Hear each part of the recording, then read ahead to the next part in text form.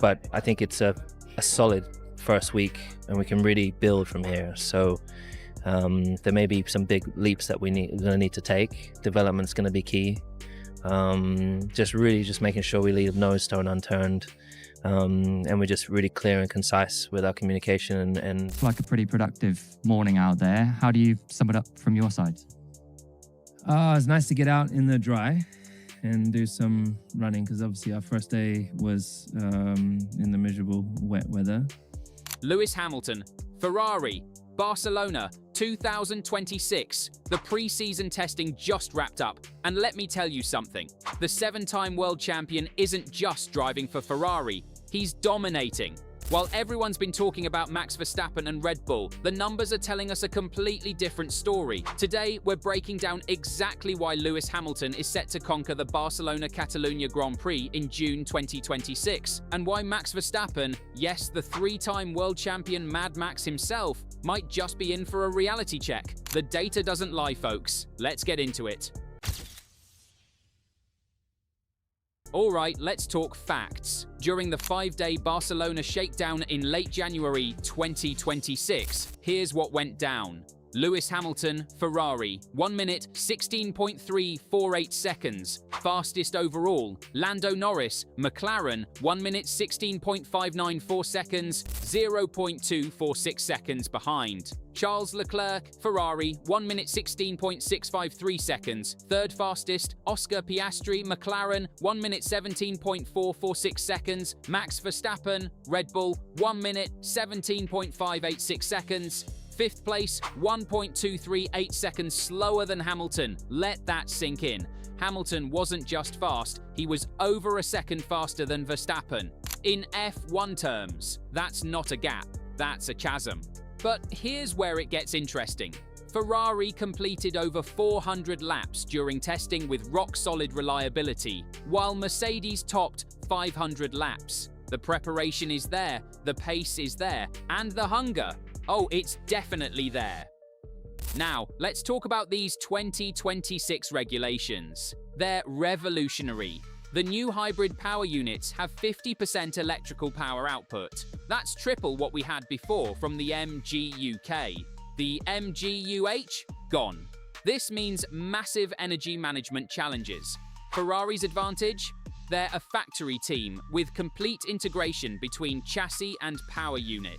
Every component was designed together. Red Bull, they're running their first ever in-house engine with Ford. Sure, it ran reliably during testing, but there's a difference between running reliably and being optimized. According to team insiders at the test, Ferrari, Mercedes, McLaren, and Red Bull are all within the noise of data, meaning they're close. But Ferrari showed their hand with that 1:16.348. That's not a fluke. That's a statement. Here's where we separate the good from the great. Let's break down why Hamilton's driving style is perfectly suited for Barcelona and these new 2026 regulations. Lewis Hamilton is the smoothest driver on the grid. While Verstappen is aggressive and often spectacular with his late braking and aggressive turn-ins, Hamilton is all about flow and momentum. At Barcelona, a track with 16 corners demanding consistent rhythm, smooth is absolutely king. Why does this matter in 2026? The new energy management systems punish aggressive driving. Every harsh brake, every wheel spin costs you electrical energy that you desperately need. Hamilton's smooth inputs mean maximum energy harvesting from the MGUK. He's not fighting the car, he's flowing with it. Hamilton is legendary for tyre management. Remember his performances on old tyres? The way he can extend stints while maintaining pace? Barcelona's high-speed corners generate massive tyre degradation, especially in turns 3 and 9. Verstappen's aggressive style, while spectacular, generates more tyre stress. He attacks corners, loads the fronts heavily, and generates lap time through raw aggression. It's effective, but it destroys tyres over a race distance. In Barcelona's scorching June heat, with 66 laps of punishment, Hamilton's conservation technique became a race-winning advantage. While Max might be faster over 5 laps, Lewis will be faster over 66. Here's something people don't talk about enough. Hamilton's engineering knowledge is unmatched. He doesn't just drive the car, he understands it at a molecular level. With these complex 2026 power units requiring constant energy deployment optimization, having a driver who can work with engineers to find those extra tenths is crucial. Charles Leclerc said it himself during testing. We have to adapt as drivers and teams to try and find ways to maximize what is our new package, especially now with this energy management that is so much more than in the past. Hamilton has been doing this for 18 years. He knows how to communicate exactly what the car needs.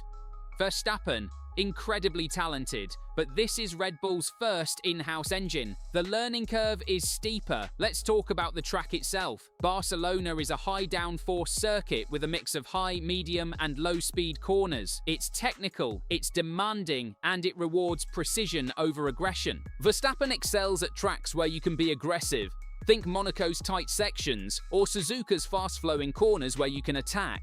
Barcelona punishes that approach. One lock-up in turn 1, one bit of wheel spin out of turn 5, and your lap is compromised. Your tyre deg increases. Your energy management suffers. Hamilton has won at Barcelona multiple times. He knows every bump, every apex, every braking marker. He's done thousands of laps here during testing throughout his career. This is basically his home track for development work. Verstappen won here in 2016, his maiden victory. But that was a different era, different cars, different regulations. Hamilton's institutional knowledge of this circuit is invaluable. Look, Max Verstappen is incredible. Three-time world champion, one of the fastest drivers ever, but Barcelona 2026 is setting up to be his Achilles heel. Here's why. Red Bull is starting their factory team era, their first in-house engine. George Russell went on record saying he was impressed it ran trouble-free, but that's reliability, not performance. There's a massive difference. Team insiders say Red Bull are in the mix with Ferrari, Mercedes and McLaren, but that 1.238 second gap to Hamilton in testing,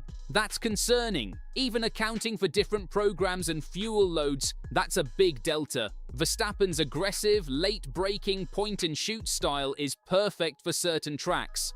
But with 2026's energy management demands, every aggressive input costs you. The cars have active aero now, front and rear wings that adjust, but you still need to manage that electrical energy carefully. Barcelona doesn't reward aggression, it rewards precision. And while Max can be precise, it's not his natural instinct. Hamilton, that is his natural state. Smooth, calculated, efficient. Max completed 118 laps on the final testing day. Impressive reliability work. But Ferrari completed over 400 laps total with both drivers. Mercedes did 500 laps exactly. That's mileage. That's data. That's understanding. Remember, Isaac Hadjar crashed Red Bull's car during testing when they made the odd decision to run in the rain.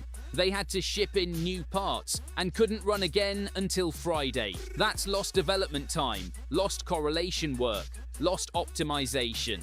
Here's my prediction for the Barcelona-Catalunya Grand Prix on June 14th, 2026, Lewis Hamilton wins from pole position. He'll qualify on pole because Ferrari's one-lap pace in testing was supreme. Leclerc will probably start P2 or P3 alongside him, making it a Ferrari front-row lockout. Max Verstappen, he'll be fighting with the McLarens for P3 to P5. Red Bull will be quick, but not quick enough. Not yet. Not in Barcelona.